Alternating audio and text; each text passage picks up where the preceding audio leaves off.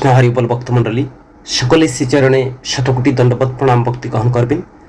স্বাগতম জানাই আমাদের পরম সত্য পরমেশ্বর ভগবান চ্যানেলের পক্ষ থেকে।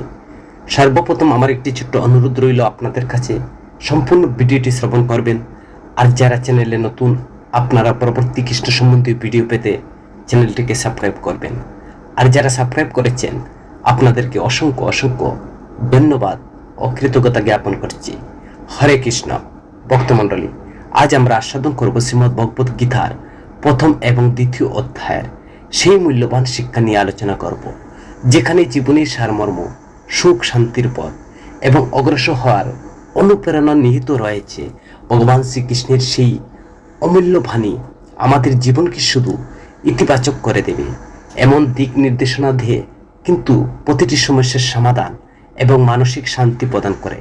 এমনটা বিশ্বাস করা হয় যে যিনি নিয়মিত গীতার এই ভাবনাগুলো অনুসরণ করেন তিনি প্রতিটি কাজে সফলতা পান এবং তার মন শান্তি পায়। শ্রীমদ্ ভগবত গীতাকে সবচেয়ে রহস্যময় গ্রন্থ হিসাবে বিবেচনা করা হয়। এর প্রতিটি শব্দ এমন জ্ঞান রয়েছে যা কোথাও বিরল। এতে সমগ্র বেদের সারমর্ম রয়েছে এবং এর জ্ঞান এমন মানের যে ক্রমাগত অনুশীলন করার পরেও এটির কোনো শেষ নেই। ভগবানের কর্ম, গণন এবং তত্ত্বের গুণাবলী এই ধরনের ব্যাপক বর্ণনা করে অন্য কোনো গ্রন্থে ভালো উপদেশের পরিপূর্ণ এবং এটি শাস্ত্রের ভাণ্ডার। গীতা সম্পর্কে ভালো জ্ঞান থাকলেও তাহলে অন্য সব গ্রন্থের সারমর্ম স্বয়ংক্রিয়ভাবে প্রাপ্ত হয়। তাই আসুন আমরা শ্রীমদ্ ভগবত গীতার সেই অমর বাণীগুলি শ্রবণ করি এবং সেই বাণীর অনুসরণ করে আমাদের জীবনকে প্রয়োগ করি। গীতা সম্পর্কে তার মহান গীতার জ্ঞানকে বোঝায় এবং জীবনে বাস্তবায়ন করার প্রতিশ্রুতি নেন। যদি আমরা গীতাকে দেবতাকে উচ্চ স্থানে দেই তাহলে বোধহয় ভুল হবে না। যে শ্রীকৃষ্ণ নিজেই বলেছেন যে আমি গীতার আশ্রয়ে থাকি, গীতা আমার সর্বোত্তম আবাসস্থল। তিনটি জগতের যে ক্রিয়াকলাপ গীতার জ্ঞানের উপর ভিত্তি করে তিনি পালন করেন। গীতায় ভগবান শ্রীকৃষ্ণ তার ভক্তদেরকে স্পষ্ট বলেছেন যে যে গীতার জ্ঞান আহরণ বা জ্ঞান অনুসরণ করে, গীতার বাণী চেয়ে তার হৃদয় ধারণ করে তার জীবন পরিচালনা করে, সে অবশ্যই পরিত্রাণের অধিকারী হবে। শুধু তাই নয়, ভগবান আরও বলেন যে এই জ্ঞান যাদের আছে, যারা অধ্যয়ন করবে, তারা জ্ঞানের যোগ্যরূপে আমার পূজা করবে। ভগবান কৃষ্ণ আরও বলেছেন যে যে ভক্ত যে গীতার গোপনীয়তা প্রচার করে এবং মানুষের মধ্যে এই জ্ঞান ছড়িয়ে দেয়, সে আমার কাছে সবচেয়ে প্রিয়। গীতা হলো পূর্ণাঙ্গ জীবনের দর্শন এবং এটি হচ্ছে জীবনের পূর্ণাঙ্গ ম্যানুয়াল গাইড। এটি অনুসরণ করলে সর্বোত্তম ব্যক্তির সমাজের সর্বোচ্চ অবস্থানে পৌঁছে যায়।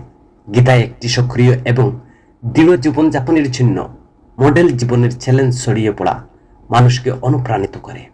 এটি একটি অনুপ্রেরণার সাগর যা আশায় হতাশায় নিমজ্জিত মানুষকে পূর্ণ করে।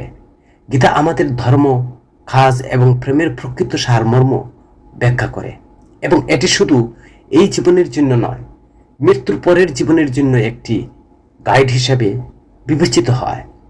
গীতার এই দিব্য জ্ঞান উপলব্ধি করে নিজের জীবনে প্রয়োগ করলে মানুষ উন্নত জীবনের গঠন করে দেয় এবং পরকালেও সে পরম আনন্দ নিবাস পায়। এই গ্রন্থটি অর্থবহ হয়ে ওঠে।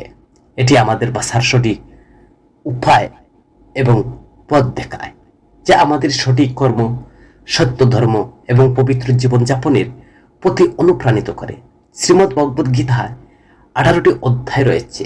700টি শ্লোক বিশদভাবে পড়া এবং বোঝা প্রত্যেকের পক্ষে কঠিন হতে পারে। তাই আজকে আমরা এই বিশেষ ভিডিওতে ভগবত গীতার প্রথম এবং দ্বিতীয় অধ্যায়ের সেই সারমর্মগুলো আপনাদের সামনে উপস্থাপন করার চেষ্টা করছি। এই দুইটি অধ্যায়ের মূল শ্লোকের বিস্তারিত অর্থ আমরা আজকে বলবো। এই ভাবনাগুলো শুনলে আপনি গীতার আসল বার্তা বুঝতে সাহায্য করবেন। তাই আমরা আর দেরি না করে শুরু করা যাক ভগবত গীতার এই ভিডিওর ঠিক। হরে কৃষ্ণ। প্রথম অধ্যায় ভগবত গীতায় অর্জুন বিষাদ যুগ। আমরা প্রত্যেকেই জানি অর্জুন বিষাদ যুগ, কিন্তু অর্জুন বিষাদ যুগ যে এটা ভগবান শ্রীকৃষ্ণ তিনি সেই গীতার উপদেশে বলেননি। সেই অর্জুন বিষাদ যুগ নাম দিয়েছেন ব্যাসদেব, তিনি শ্রীমদ্ ভগবত গীতাকে সেটিং করেছেন। ব্যাসদেব তিনি 18টি অধ্যায় এবং শ্লোকগুলি তিনি যুক্ত করেছেন। তিনি লিখেছেন প্রথম অধ্যায়, দ্বিতীয় অধ্যায়, তৃতীয় অধ্যায়। তো শ্রীকৃষ্ণ ভগবান তিনি গীতার যে অর্জুনকে উপদেশ প্রদান করতে এইরকম বলেননি সাংখ্যযুগ, কর্মযুগ। তো সেটি আমাদের সুবিধার্থের জন্য ত্রিকালদর্শী ব্যাসদেব তিনি অধ্যায় আকারে তিনি নাম প্রদান করেছেন। তো প্রথম অধ্যায় হলো অর্জুন বিষাদ যুগ, গভীর মানসিক দ্বন্দ্বে পূর্ণ। এই অধ্যায়টি ধৃতরাষ্ট্রের প্রশ্ন দিয়ে শুরু হয়, যিনি সঞ্জয়ের কাছে জানতে চেয়েছেন ধর্মভূমি কুরুক্ষেত্রের যুদ্ধের জন্য প্রস্তুত উভয় সেনাবাহিনীর অবস্থা কি। তার জিজ্ঞাসা করে আমার পাণ্ডবের ছেলেরা এই ধর্মভূমি কুরুক্ষেত্রে কি করছে।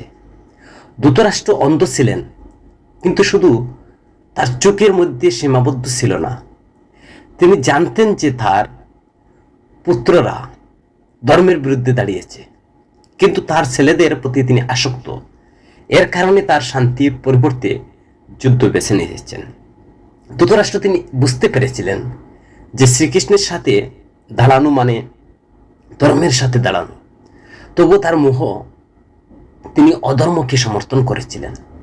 এমনকি আমাদের জীবনেও যখন আমরা আমাদের মনের মধ্যে কোথাও না কোথাও ভুল কর্মে লিপ্ত হয়, তখন এটি অনুভূতি হয় যে ফলাফল ভালো হবে না।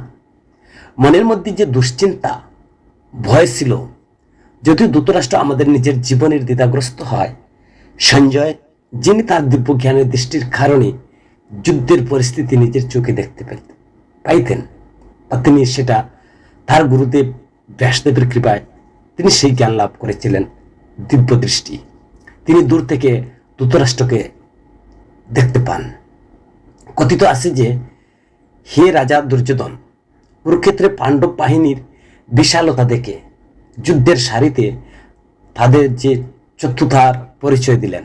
তিনি দুর্যোধন একজন শুধু তিনি বিচক্ষণ রাজনীতিবিদ ছিলেন, এবং যুদ্ধের যে প্রেরণা, উদ্দীপনা জাগ্রত করতে তিনি তার সেই রাজনৈতিক যে কূটনীতি থাকে, সেই কূটনীতিটি তিনি ব্যবহার করতে দুর্যোধন বলেননি।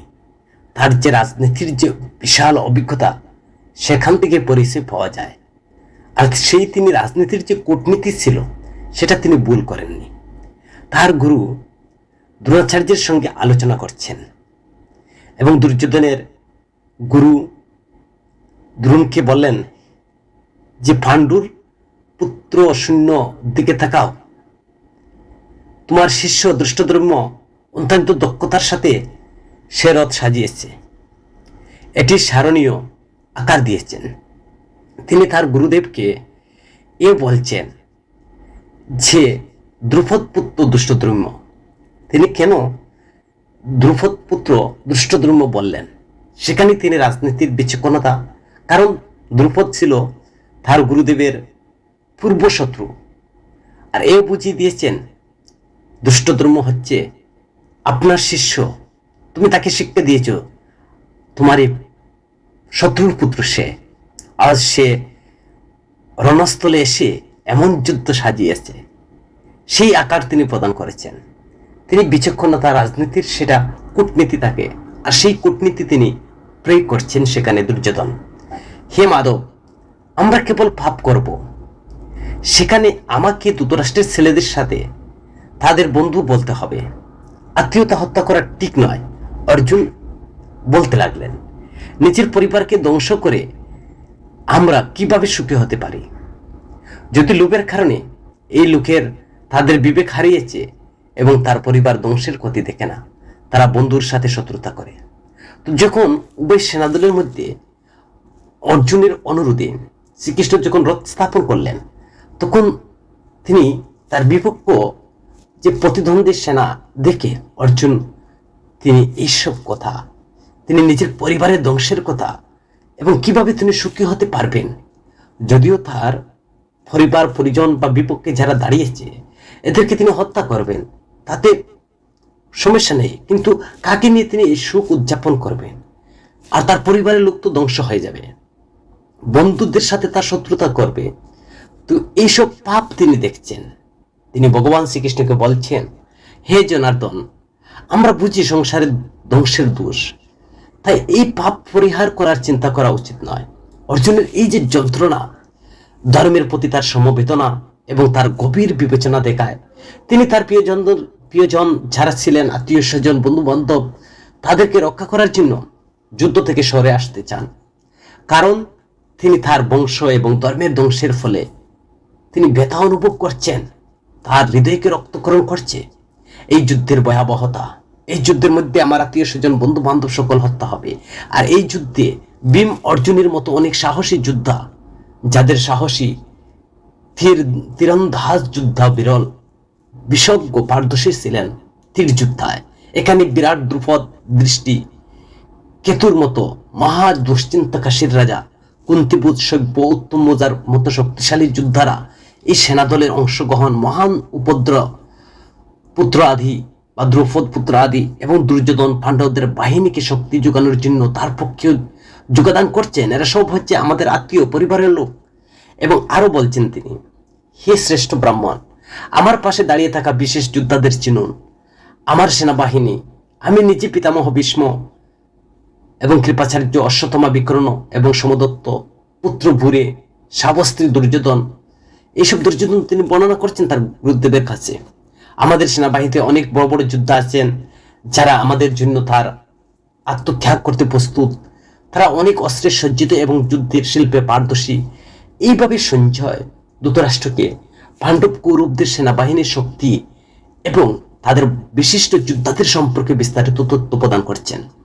আর এইভাবে সঞ্জয় ধৃতরাষ্ট্রকে বিস্তারিত তথ্য দিয়ে বলেছিলেন যে রাজা দুর্যোধন মনোবল বৃদ্ধি করার জন্য তখন ভীষ্ম পিতামহ তিনি সিংহের গর্জনের মতো তার শঙ্খধ্বনি দিয়ে তিনি যুদ্ধক্ষেত্র ধ্বনিত করলেন এবং তার শঙ্খধ্বনির সমস্ত যোদ্ধাদের উদ্দীপনা ভরিয়ে দিল। এরপর কৌরব বাহিনীতে বহু শঙ্খ বাজানো হয়, ঢোল মৃদঙ্গের সিংহের মতো ধ্বনি। এখন প্রশ্ন হতে পারে যে ভীষ্মদেবের সেই শঙ্খধ্বনিতে কি বা তার চেয়ে অন্তর্নিহিত তাৎপর্য হচ্ছে সেই গর্জনের দ্বারা ভীষ্মদেব এ বলতে চেয়েছিলেন যে দুর্যোধনের মনের ভিতরে ভীতি সঞ্চার হচ্ছে। তখন তিনি দুর্যোধনের যে মনের ভিতরে ভয় ভীতিটা দূর করার জন্য তিনি উচ্চস্বরে তিনি শঙ্খনাদ করলেন এবং তিনি সেই শঙ্খের ধ্বনিতে বলতে চেয়েছিলেন যথা ধর্ম তথায় জয় হবে। এবং তিনি এও বুঝিয়ে দিয়েছেন দুর্যোধনকে, আমি ক্ষত্রিয়, আমি যুদ্ধক্ষেত্রে কখনো পরাজয় হব না। যতক্ষণ পর্যন্ত আমার হাতে অস্ত্র থাকবে ততক্ষণ পর্যন্ত আমি যুদ্ধ চালিয়ে যাব। এটাই হচ্ছে ক্ষত্রিয়ের ধর্ম। তো শঙ্খধ্বনিতে সমস্ত যোদ্ধাদেরকে তিনি এইভাবে তিনি উত্তেজনাপূর্ণ করে তুললেন। অন্যদিকে পাণ্ডবদের সেনাবাহিনীতে যুগেশ্বর পরমেশ্বর ভগবান শ্রীকৃষ্ণ এবং অর্জুন তাদের নিজ নিজ অতি প্রাকৃত শঙ্খ বাজিয়েছিলেন। শ্রীকৃষ্ণ পাঞ্চজন্য নামক শঙ্খ বাজালেন, অর্জুন দেবদত্ত নামক শঙ্খ বাজালেন, ভীষ্মদেব এবং ভয়ানক শঙ্খ দিয়ে নিজেদের উপস্থিতি তারা অনুভব করলেন। সেই সাথে যুধিষ্ঠির অনন্ত বিজয় নামক শঙ্খ এবং তাদের সাথে উপস্থিত জানালেন। নকুল সুঘোষ নামক শঙ্খ বাজালেন, সহদেব মণিপুষ্পক নামক শঙ্খ দিয়ে যুদ্ধের সেই আওয়াজ তুললেন। তার শঙ্খ এবং সমস্ত শঙ্কর ধ্বনিতে সম্মিলিত ধ্বনি আকাশ পৃথিবী স্পন্দিত করে এবং কৌরবদের হৃদয়ে সুখ ভয় ছড়িয়ে দিলেন, বায়ুমণ্ডলে ধ্বনিত দিয়ে ধ্বনি করে তুললেন। এরপর অর্জুন ধনুক তুলে যুদ্ধে নামেন। প্রস্তুত হওয়ার সময় তখন অর্জুন শ্রীকৃষ্ণকে বললেন, হে অচ্যুত, দয়া করে আমার দুটো সেনাবাহিনীর মাঝখানে দাঁড় করান, যাতে আমি যুদ্ধক্ষেত্রে সমাবেত যোদ্ধাদের দেখতে পারি। আর যারা এই যুদ্ধের জন্য এখানে এসেছেন, যাদের সাথে আমি লড়াই করব বা যারা যুদ্ধ করার জন্য ইচ্ছা আছে, তাদেরকে আমি একবার দেখতে চাই। একই সাথে আমি সেই সমস্ত যোদ্ধাদের দেখতে চাই যারা কৌরবের মূর্খ কৌরব এবং সে দুরাচারী দুর্যোধনের পক্ষে যুদ্ধ করার জন্য জড়ো হয়ে এসেছেন। অর্জুনের এই অনুরোধ তার মনের গাম্ভীর্য এবং যুদ্ধ সম্পর্কে তার যে চিন্তা ভাবনা প্রকাশ করে। সঞ্জয় এই দৃশ্য দেখেছেন এবং তার সামনে এটি উপস্থাপন করেন, তো যাতে তিনি মহাযুদ্ধার সূচনা বুঝতে পারেন। তো ভগবান কেন তিনি অর্জুনের রথ, অর্জুনের কথাতে তিনি উভয় সেনাদলের মধ্যস্থলে রথ স্থাপন করলেন।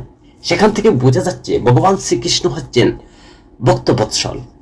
তিনি ভগবানের যে একটি স্বভাব, তিনি তার ভক্তের আদেশ পালন করবেন। ভক্তি যা বলবো, তিনি ভক্তির আদেশ পালন করতে তিনি আনন্দ পান। তাই ভগবানকে বলা হচ্ছে ভক্তবৎসল। অর্জুন নির্দেশ করছেন, দেখুন পরমেশ্বর ভগবান শ্রীকৃষ্ণের সেই স্বভাব। আর এই জগতে আমরা, আমাদের স্বভাব থাকে কি, আমাকে সবাই রেসপেক্ট করুক, আমাকে সমাজে দেশের সবাই আমাকে দাদা বলুক। আর কিন্তু ভগবান তিনি চাচ্ছেন আমার শিষ্য আমাকে আদেশ করুক, নির্দেশ করুক, আমি তার সাথে। তো সেখানে যে ভক্তবৎসল ভগবান, এটা তিনি প্রমাণিত হয়। তিনি অর্জুনের কথায়, তিনি পরমেশ্বর ভগবান, তিনি অর্জুনের কথায় রথ স্থাপন করলেন। এবং তিনি শুধু রথের সারথি নন, তিনি এমন দিব্য জ্ঞান প্রদান করছেন যা ভগবত গীতা। তো সেই মহাযুদ্ধের সূচনা বুঝতে পারলেন। সঞ্জয় ধৃতরাষ্ট্রকে বললেন, হে মহারাজ, অর্জুন যখন এই কথা বললেন তো ভগবান শ্রীকৃষ্ণকে, তখন কৃষ্ণ তিনি হৃদয়ের গভীরতা ভাব জানলেন। অর্জুনের রথকে উভয় সেনাদলের মাঝখানে স্থাপন করলেন। শ্রীকৃষ্ণ তাকে নিয়ে সৈন্যের মাঝখানে দাঁড় করালেন। শ্রীকৃষ্ণ অর্জুন হে পার্থ বললেন, এবং দেখো গুরুদের প্রতি শ্রদ্ধাশীল এবং পরিবার সদস্যরা এখানে যুদ্ধের জন্য জড়ো হয়েছে। অর্জুনের উভয় পক্ষের সেনা বাহিনীতে তার সমস্ত আত্মীয় স্বজন দেখছেন। তিনি তার কাকা, পিতামহ, প্রপিতামহকে দেখছেন। তিনি তার গুরু এবং কাকাতো ভাই, পুত্র এবং আত্মীয় স্বজন, পরিজন, বন্ধু বান্ধব দেখছেন। তিনি তার শ্বশুর, আত্মীয় এবং শুভাকাঙ্ক্ষীদেরকে তিনি দেখতে পাচ্ছেন। তো যুদ্ধক্ষেত্রে সমস্ত প্রিয়জন এবং আত্মীয় স্বজন দেখে অর্জুনের হৃদয়ে করুণা দুঃখ ভরে উঠল। আবেগ প্রবণ হয়ে পড়লেন অর্জুন। অন্ততপর শ্রীকৃষ্ণকে বললেন, হে কেশব, এই যুদ্ধপ্রেমী বন্ধু আত্মীয় স্বজন দেখে আমার শরীরের অঙ্গ প্রত্যঙ্গ কাঁপতে শুরু করেছে, মুখ শুকিয়ে যাচ্ছে এবং আমার ঘান্ডিব ধনুক আমার হাত থেকে ঝরে পড়ছে, আমার সদৃশ্য জ্বলতে শুরু করেছে, মন অস্থির হয়ে উঠছে, যার কারণে আমি নিজেই পায়ে দাঁড়াতে পারছি না। হে কৃষ্ণ, আমি এখানে শুধু অশুভ জিনিস দেখতে পাচ্ছি। অর্জুনের মন দুঃখ দ্বিধায় নিমজ্জিত হয়ে গেল এবং তার ভয়ানক যুদ্ধের পরিণতির কথা ভেবে সে নিরাশ হয়ে গেলেন। অর্জুন তখন দুঃখ মমতা তাকে দ্বিধাপূর্ণ করে সেই যুদ্ধ করার ক্ষমতা হারিয়ে ফেলে বললেন মনে হচ্ছে। সঞ্জয়ের কথা, ধৃতরাষ্ট্র যুদ্ধক্ষেত্রের দৃশ্য এবং অর্জুনের যে মানসিক অবস্থা বুঝতে পেরে অর্জুন ভগবান শ্রীকৃষ্ণকে বলেন, হে কৃষ্ণ, আমি আমার নিজের আত্মীয় জনকে হত্যা করে কোনো লাভ নেই। এই দৃশ্যমান যে আমি বিজয় চাই না, আমার রাজ্য সুখের আকাঙ্ক্ষা নেই। হে গোবিন্দ, এমন রাজ্য সুখ জীবনের লাভ কি, যখন আমি যাদের সাথে উপভোগ করতে চাই তারা এখানে যুদ্ধক্ষেত্রে দাঁড়িয়ে, আমার প্রিয়জন, আমাদের শিক্ষক, পরিবারের সদস্য, ছেলে, দাদা, কাকা, শ্বশুর, আমার অতি নিকটতম আত্মীয় স্বজন এখানে যুদ্ধের জন্য প্রস্তুত। জীবনের সমস্ত মায়া আনন্দ ত্যাগ করে ও মধুসূদন, আমি তাদের সবাইকে হত্যা করতে বলতে চাই না, আমি তাদেরকে হত্যা করতে চাই না। তারা আমাকেই হত্যা করো, তাতে আমার কোনো আপত্তি নেই। শুধু পৃথিবীকে কেন, তিনি ভাবতে দরকার নেই যে হে জনার্দন, ধৃতরাষ্ট্রের পুত্রকে হত্যা করে প্রাণ নিয়ে আমার কি সুখ হতে পারে। তিনি এইভাবে তার হৃদয়ের মধ্যে কম্পন সৃষ্টি হচ্ছে, তিনি স্থির থাকতে পারছেন না, তিনি পাপের ভয় আছে সেখানে। শ্রীকৃষ্ণ অর্জুনের এই দুরবস্থা বেদনা খুব ভালোভাবে বুঝেন। অর্জুন বলছেন যে বংশধ্বংসের ফলে আমাদের সনাতন ধর্ম এবং সনাতন ধর্মের গোত্র ধর্ম ধ্বংস হয়ে যাবে।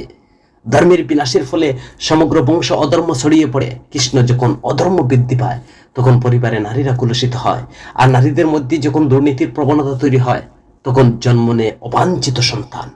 আর এই শিশুদের অপকর্মের ফলে পরিবারের পবিত্র ধর্ম নষ্ট হয়ে যায়, ফলে পরিবার নরকে জীবনযাপন করতে প্রস্তুত। পিণ্ডদান, জলদানের মতো আচার অনুষ্ঠান অবসান ঘটবে। হে জনার্দন, যাদের বংশধর্ম বিনষ্ট হয়েছে তারা অনির্দিষ্ট কালের জন্য তারা নরক ভোগ করছে এবং নরক ভোগ করতে বাধ্য। আমরা এটাও শুনেছি যে শাস্ত্রগ্রন্থে রয়েছে যে গোষ্ঠী ধর্মের বিনাশ পাপের দিকে নিয়ে যায়, এটা কত পরিহাস যে বুদ্ধিমান হওয়ার সত্ত্বেও আমরা সবাই রাজত্ব এবং সুখের জন্য প্রস্তুতি নিচ্ছি। আমি যদি নিরস্ত্র হই, তাছাড়া ধৃতরাষ্ট্রের পুত্র যদি তারা অস্ত্র তুলেও নেয় এবং প্রতিরোধ করে কাউকে হত্যা করে, তবে আমার জন্য সম্মানজনক হবে। তারা হত্যা করুক আমাকে, তারপরেও জগৎবাসী আমাকে বলবে অর্জুনের জ্ঞান ছিল, সে যুদ্ধ করেনি। সঞ্জয় বললেন, এইভাবে দুঃখ এবং দুঃখে ভরা হৃদয় নিয়ে অর্জুন যুদ্ধক্ষেত্রে তার ধনুক তীর রেখে গিয়ে তিনি রথের পিছনে বসলেন। তো এখানে প্রশ্ন হতে পারে, বা আমাদের ব্যবহারিক জীবনে যা প্রয়োগ করতে পারি, ভগবানের ইচ্ছা হচ্ছে যুদ্ধ করা, আর অর্জুনের ইচ্ছা হচ্ছে যুদ্ধ না করা।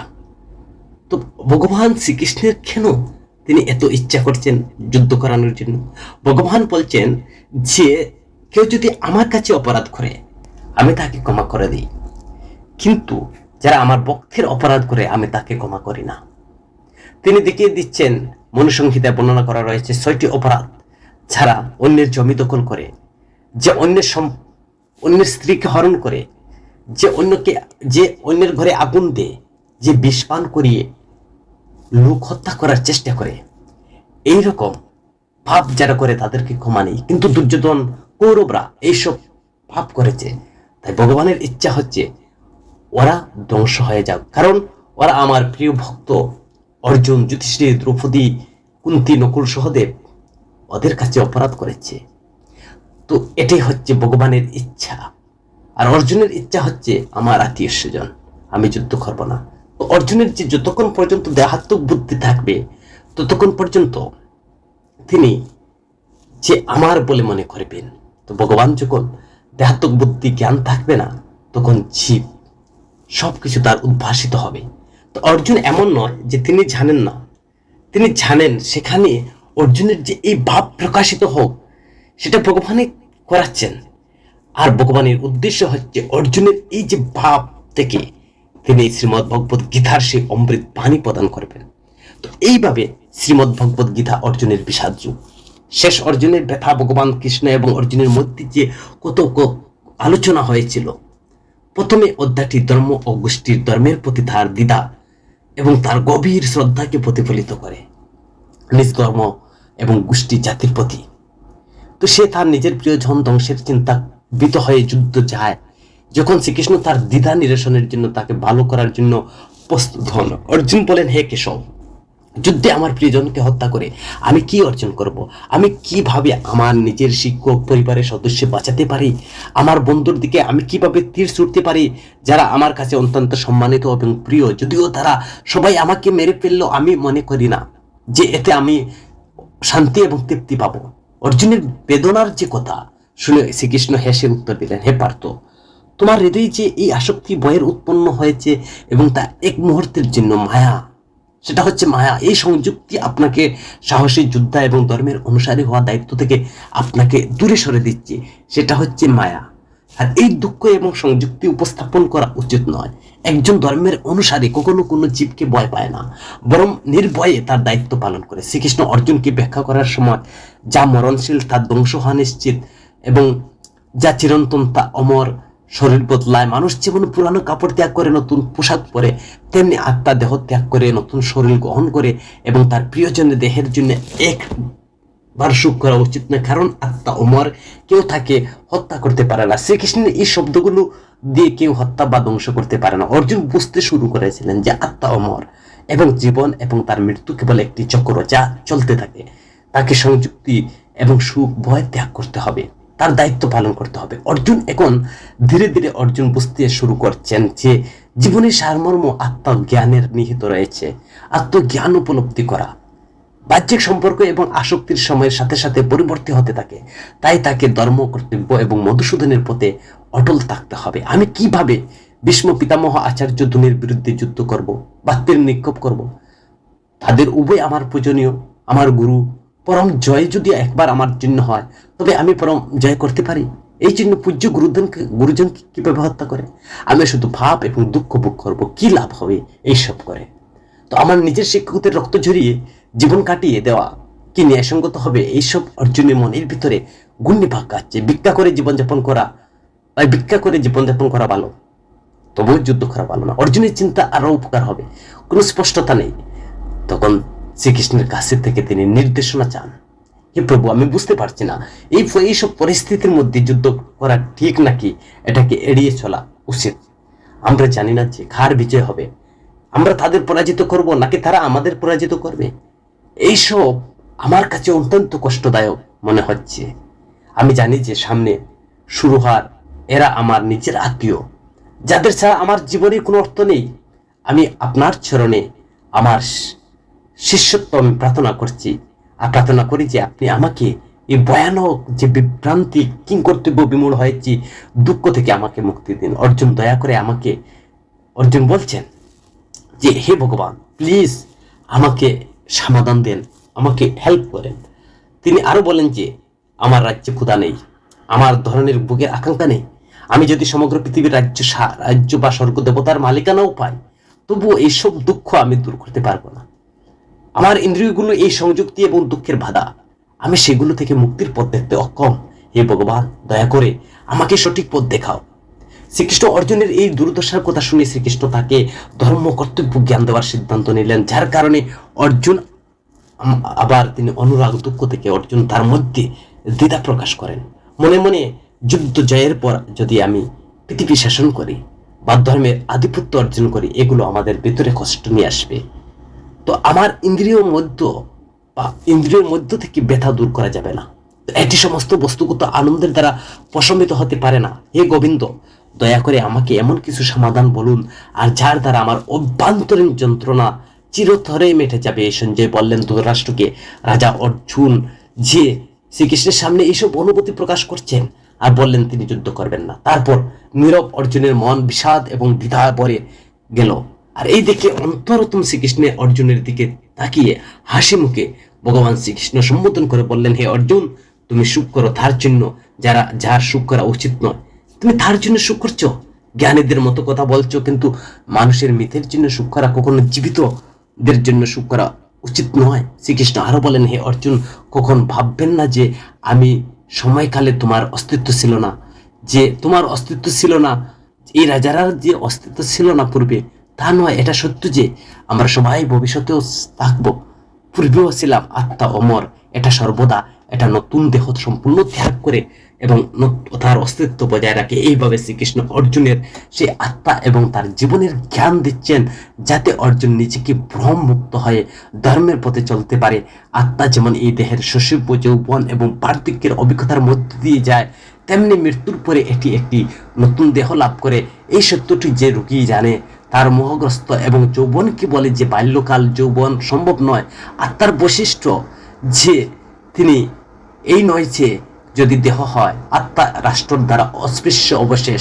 একইভাবে একটি দেহ ছেড়ে অন্য দেহে প্রবেশ করে আত্মার বৈশিষ্ট্য নয়, সূক্ষ্ম দেহের বৈশিষ্ট্য। এটি আত্মার স্বভাব, যা আত্মা বসানো হয়েছে। তাই যারা এই নীতিটি বুঝেন তারা মৃত্যুকে সুখ করে না। জ্ঞানী ব্যক্তি বুঝেন যে দেহের সাথে আত্মার কোনো স্থায়ী সম্পর্ক নেই বা স্থায়িত্ব নেই, এবং তাই তারা সুখ করে না। আর সুখ করা কখনো সঙ্গত নয়। শ্রীকৃষ্ণ অর্জুনকে বললেন, হে কুন্তির পুত্র, শীত, গ্রীষ্ম, দুঃখ এবং এই দুঃখের মতো অভিজ্ঞতা ইন্দ্রিয় বস্তুর সংমিশ্রণ থেকে উদ্ভূত, আর যেগুলো ধ্বংসশীল এবং ক্ষণস্থায়ী।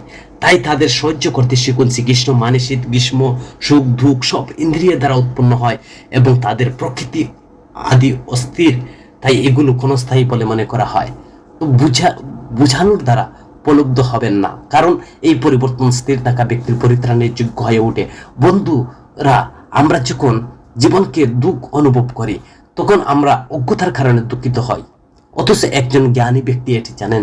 কথিত আছে যে যদি দুঃখ আসে তবুও সুখ তার ঠিক পিছনে দাঁড়িয়ে থাকে। তাই যে ব্যক্তি যে কোনো কঠিন পরিস্থিতির মধ্যে বিভ্রান্ত হন না কেন, তিনি প্রকৃতপক্ষে ভগবানকে লাভ করতে সক্ষম। এখানে শ্রীকৃষ্ণ অর্জুনকে ব্যাখ্যা করছেন যে অসৎ অথবা দেহ এবং ইন্দ্রিয় জগতের কোনো স্থায়ী অস্তিত্ব নেই। তাই আপনার প্রিয়জনের দেহ ধ্বংস হয়ে আপনি ভয়ে সুখ করছেন, এটা তিনি বলছেন নিরর্থক, এটা ব্যথা, এটা কখনো সম্ভব নয়। জ্ঞানী ব্যক্তিরা তা করে না। সত্য যা ভগবানের রূপ তা অবিচ্ছিন্ন, অমর, চিরন্তর। শ্রীকৃষ্ণ বলছেন যে আপনি যদি আত্মার রূপের আপনার প্রিয়জনদের সাথে মারা যান, স্থির ধ্বংস দেখছেন, সুখ করা সঙ্গত নয়। কারণ আত্মা অবিনশ্বর, যিনি সমগ্র বিশ্বে এবং বিরাজমান, সেই দেবতাকে ধ্বংস করার ক্ষমতা কারোর মধ্যে নেই। তাই শ্রীকৃষ্ণ বলছেন যে পরমেশ্বর সত্য, অভ্যন্তরীণ, কেউ তার এই অবিনাশীকে ধ্বংস করতে পারবে না। হে অর্জুন, যখন প্রমাণিত হয়েছে যে দেহ ধ্বংসশীল আত্মা চিরন্তর অমর, এবং তখন যুদ্ধের সময় সুখ করা কখনো তার কারণ নয়। যিনি আত্মাকে হত্যা বলে মনে করেন, যিনি মৃত মনে করেন, তারা উভয়ই এই সত্য সম্পর্কে অবগত হওয়া উচিত। অজানা হয়ে গেলে আত্মা আসলে আমি হত্যা করি না, হত্যা করিও না।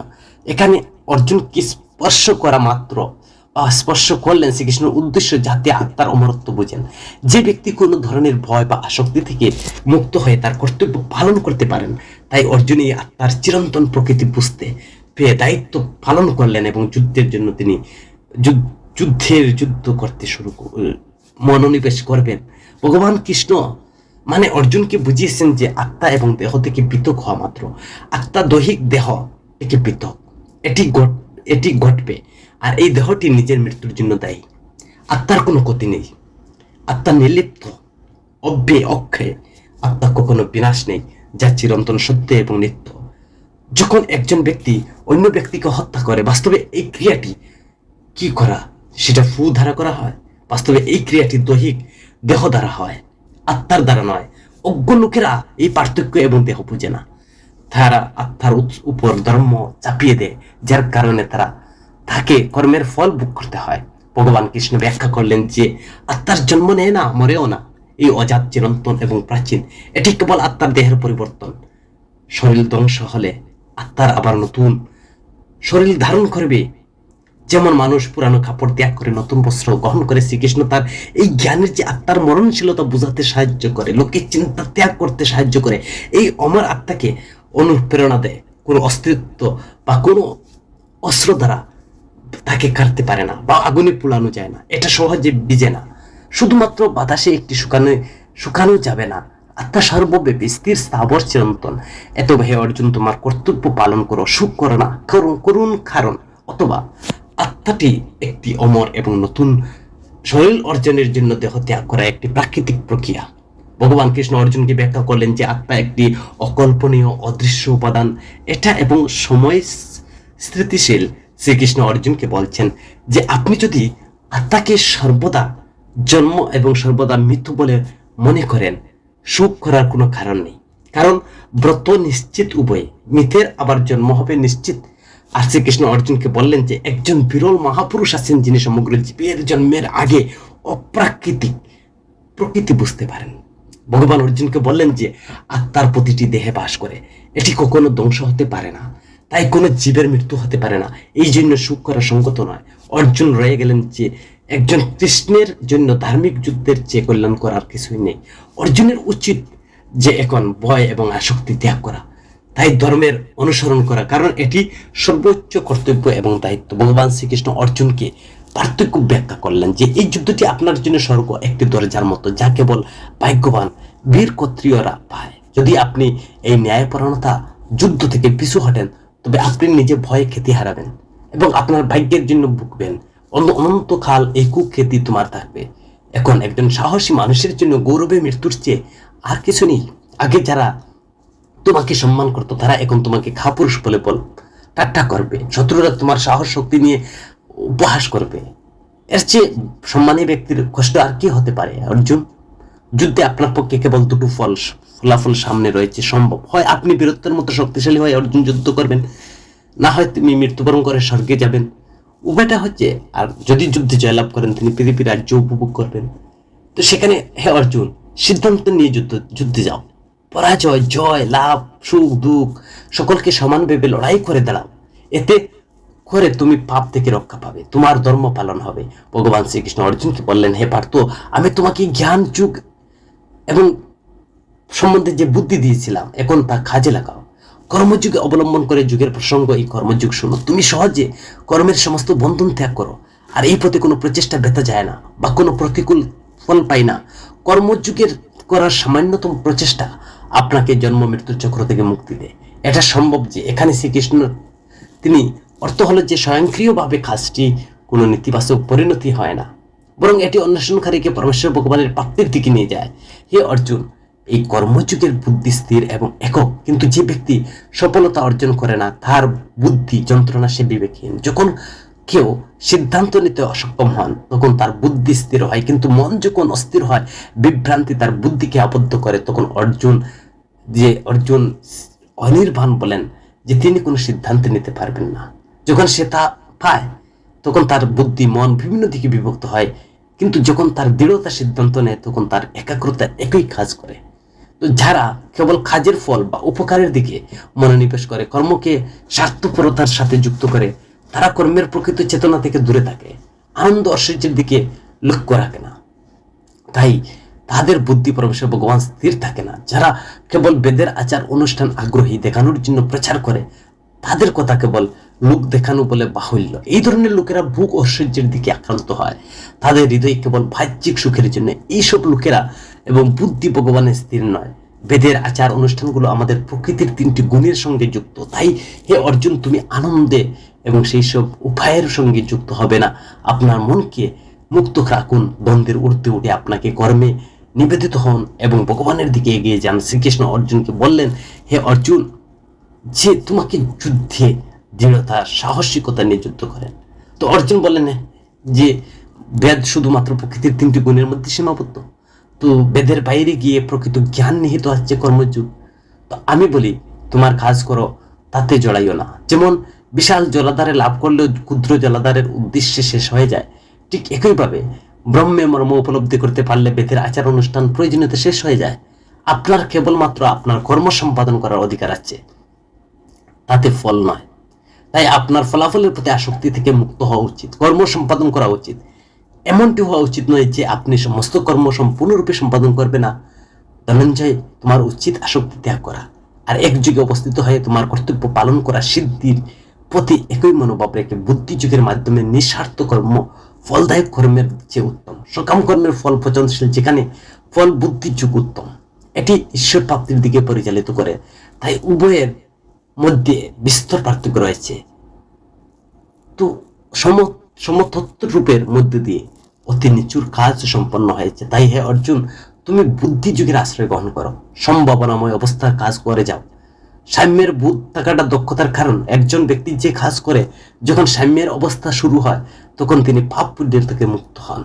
যে জ্ঞানের সম্মুখ অবস্থায় কাজ করেন, তার জন্ম মৃত্যুর বন্ধন থেকে মুক্ত হয়ে তিনি পরম পথ লাভ করেন। সেই জন্য হে অর্জুন, তুমি সম্ভাবনাময় যে অবস্থা বুদ্ধি যুগ অনুসরণ করবে, এতে তোমার রক্ষা হবে। শ্রীকৃষ্ণ অর্জুনকে বললেন, হে অর্জুন, তোমার বুদ্ধি যখন সকলে আসক্তি মুক্ত হবে তখন তুমি চতুর্ভুজ থেকে মুক্ত হবে। আর বিশ্বের জাগতিক সম্পর্কে যখন তোমার মন নানা কথা দ্বারা বিভক্ত হবে না, সে ভগবানের স্থির হবে, তুমি যুগ লাভ করবে, অর্থাৎ ভগবানের সাথে তোমার অটুট সম্পর্ক থাকবে। অর্জুন জিজ্ঞাসা করলেন, হে কেশব, সমাধিতে অধিষ্ঠিত ঈশ্বর লাভ আর স্থির বুদ্ধি সম্পন্ন একজন মানুষের বৈশিষ্ট্য কি? স্থির বুদ্ধি সম্পন্ন একজন মানুষ কিভাবে কথা বলে এবং সে কিভাবে বসে হাঁটবে? ভগবান শ্রীকৃষ্ণ উত্তর দেন, হে অর্জুন, যখন ওই মানুষটি মনের সমস্ত বাসনা ত্যাগ করে আত্মাতে তিনি তুষ্ট থাকেন বা সন্তুষ্ট থাকেন, তখন সেই অবস্থায় তাকে সমাধি বলা হয়। যে মানুষ দুঃখে বিচলিত হন না, সুখ দুঃখে আনন্দিত হন না, তাকে জ্ঞানী বলা হয়। যিনি আসক্তি ভয় ক্রোধ ত্যাগ করেছেন, তাকে ঋষি স্থির চিত্তে অধিকারী বলা হয়। যার ভালো মন্দ সব জায়গায় সমান অনুভূতি, তাকে জ্ঞানী বলা হয়। খুশি বা রাগও নয়, তাকে স্থির বুদ্ধি বলা হয়। কচ্ছপ যেমন তার দেহের অঙ্গ প্রত্যঙ্গ, সে ঠিক একইভাবে সে তার ইন্দ্রিয়গুলোকে বস্তু থেকে দূরে রাখে, তাকে স্থির বুদ্ধি বলে মনে করা হয়। তাই সাধকের উচিত ইন্দ্রিয়গুলো নিয়ন্ত্রণ করা, তার মনকে একাগ্র করা এবং ভগবানের প্রতি তার সদা সর্বদা তার স্থিরতা করা। বুদ্ধি স্থির রাখা, আত্মসংযম, ধ্যান, গুরুত্ব শ্রীকৃষ্ণের এই কথা স্পষ্ট। তিনি বলেন যে স্থির বুদ্ধি এবং প্রকৃত শান্তি অর্জনের একজন ব্যক্তিকে তার মন এবং শরীরকে নিয়ন্ত্রণ করে। এটি নিয়ন্ত্রণ করার জন্য এটি বিশেষ প্রয়োজন ইন্দ্রিয়গুলোকে অনুভব করা। ভগবান শ্রীকৃষ্ণ বলছেন, যে ব্যক্তি সেই বিষয়ের প্রতি অনুরক্ত হয় এবং আবার সে বিষয়ের প্রতি অনুরক্ত হয়, যে ব্যক্তি আবার বিষয়ের প্রতি অনুরক্ত হয় এবং ইচ্ছা বাধাগ্রস্ত হয়ে রাগের জন্ম হয়, মনের জন্ম হয় রাগ থেকে। মনের মধ্যে বিভ্রান্তি দেখা দেয়, স্মৃতি বিভ্রম হয়, বুদ্ধি নষ্ট হয়ে যায়। বুদ্ধি নাশের ফলে মানুষ যেমন ভেঙে পড়ে, তেমনি একটি দমকা হাওয়ার নৌকাকে তার গতিপথ থেকে সরিয়ে দেয়, তেমনি একজন ব্যক্তি তার বুদ্ধি বিক্ষিপ্ত করে, সেই জন্য তিনি তা পান করেন। হে মহান রমণী, যদি যার ইন্দ্রিয় তার নিয়ন্ত্রণে থাকে, তার বুদ্ধি স্থির থাকে, যে সমুদ্রের অবস্থা স্থির থাকে, যতই নদীর তার সাথে মিলিত হোক না কেন, তার সীমা ছাড়ে না। একইভাবে ভগবানে অধিষ্ঠিত সীমা ছাড়ে না। একইভাবে ভগবানে অধিষ্ঠিত যুগীও স্থির থাকেন, এমনকি বড় বড় জাগতিক সুখ দুঃখে তাকে প্রভাবিত করতে পারে না। যে যুগী সর্বদা ভগবানের অবস্থানে অচল এবং অবিচলভাবে তিনি অটল। পরমেশ্বর ভগবানের এই যে শিক্ষায় তিনি আত্মসংযম, ধ্যান, আধ্যাত্মিক স্থিতিশীলতার গুরুত্ব ব্যাখ্যা করা হয়েছে, যার দ্বারা মানুষের স্থিতিশীলতা, শান্তিময় জীবন লাভ করতে পারে। এটি হলো সাংখ্য যুগ, যা জ্ঞানের সাথে সম্পর্কিত। অন্যটি হলো কর্মযুগ, যা শুধুমাত্র কর্মের সাথে সম্পর্কিত। জ্ঞান যুগের পথ অনুসরণ করে মানুষ তার ইন্দ্রিয়গুলোকে নিয়ন্ত্রণ করবে, ঈশ্বরে মনোনিবেশ করবে। এটাই হলো বলা হয় সন্ন্যাস যুগ। দ্বিতীয় পথ হলো কর্মযুগ, যেখানে কাজ করা হয় স্বার্থপরতার সাথে, অর্থাৎ কাজ করার সময় ফলের আমিত্ব ত্যাগ করে। অর্জুন জিজ্ঞাসা করেছিলেন, হে জনার্দন, যদি জ্ঞানকে শ্রেষ্ঠ বলে মনে করা হয়, তাহলে কেন আমাকে এই কর্মে যুক্ত করছেন? হরে কৃষ্ণ ভক্তমণ্ডলী, যে এইভাবে পরবর্তী অধ্যায় ভগবান শ্রীকৃষ্ণ অর্জুনের যে আলোচনা হবে, অর্জুন জিজ্ঞেস করবেন, যদি জ্ঞানকে শ্রেষ্ঠ বলে মনে হয়, কেন আমাকে কর্মে নিযুক্ত করছেন? আপনি মিশ্র শব্দ দিয়ে আমার মনকে বিভ্রান্ত করছেন। দয়া করে আমাকে একটি সুন্দর পথ দেখান, আমাকে উপকৃত করুন, আমার বিভ্রান্ত দূর করুন। পরে ভগবান শ্রীকৃষ্ণ উত্তরটি স্পষ্ট করবেন, জীবনের কর্মফল থেকে পালানোর কোনো উপায় নেই বা সেই সুযোগও নেই। তাই জ্ঞান যুগ হোক বা কর্মযুগ হোক, উভয় নিজ নিজ জায়গায় গুরুত্বপূর্ণ। তিনি অর্জুনকে শিখিয়ে দিয়েছেন যে কর্ম করা, চালিয়ে যাওয়া মানুষের ধর্ম, কিন্তু ফলাফলের আকাঙ্ক্ষা ছাড়াই শ্রীকৃষ্ণের দ্বিতীয় চমৎকারিতা, এবং এটাকে বলছেন চমৎকারিতা শ্রীমদ্ ভগবত গীতার 2য় অধ্যায় কথামৃত। আমরা এখান থেকে বিশ্রাম করলাম। হরে কৃষ্ণ সুধী গৌর ভক্তমণ্ডলী, সকলের শ্রীচরণে আবার আমি শতকোটি ধন্যবাদ, প্রণাম, ভক্তি গ্রহণ করবেন। আর অসংখ্য অসংখ্য ধন্যবাদ জানাচ্ছি এখনো পর্যন্ত যারা এই ভিডিওটি শ্রবণ করছেন। আর যদি ভিডিওটি শ্রবণ করে যদি মনে করেন শ্রীমদ্ ভগবত গীতার 1ম এবং 2য় অধ্যায় আপনি কিছু বা অনুধাবন করতে পারছেন, আর যদি কোনো বিষয়ে আপনার মন্তব্য করে জানাবেন, আর আপনার পরিচিত 4-5 জন বন্ধুর কাছে সেই ভিডিওটি শেয়ার করবেন। ততক্ষণ সকলের সর্বাঙ্গীন মঙ্গল, সুস্বাস্থ্য কামনা করি। হরে কৃষ্ণ।